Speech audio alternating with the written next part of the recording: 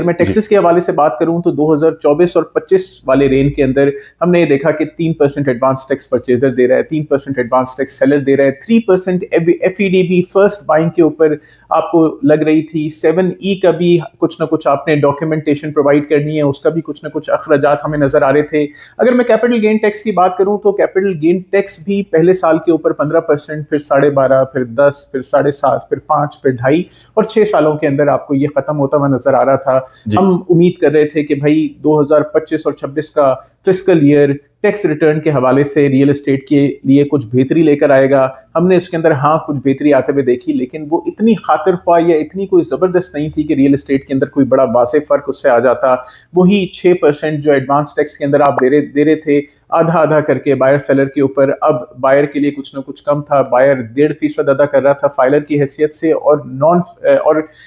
جو خریدار تھا وہ 4.5% ادا کر رہا تھا۔ نان فائلر کے ٹیکسز کے اوپر کوئی خاطر خواہ کمی نہیں تھی، لیٹ فائلر کا بھی ایک الگ قسم کا ٹیکس ہمیں اس طریقے سے نظر آیا، تو ٹیکسز کے اوپر معاملات وہی تھے۔ اگر میں ایف ای ڈی کی بات کروں تو ایف ای ڈی ابالش ہو گیا، یہ 1 سال کے لیے ہی لگا تھا، اور اس 1 سال کے اندر ایف ای ڈی نے ریئل اسٹیٹ کو کوئی خاطر خواہ فائدہ نہیں دیا۔ جی اس کے علاوہ اگر میں کیپٹل گین ٹیکس کی بات کروں تو کیپٹل گین ٹیکس پرماننٹلی، یعنی اگر آپ نے 2025 جولائی 1 جولائی کے بعد کوئی بھی پراپرٹی خریدی تو تا عمر تا حیات اس کے اوپر 15% آپ نے گین ٹیکس دینا ہے، چاہے آپ اس کو 1 مہینے کے اندر بیچ رہے ہوں یا پھر آپ اس کو 50 سال ہولڈ کر کے بیچ رہے ہوں۔ Capital gain tax was fixed by 15% on that particular growth جو آپ اس پراپرٹی کے اندر حاصل کر رہے ہیں۔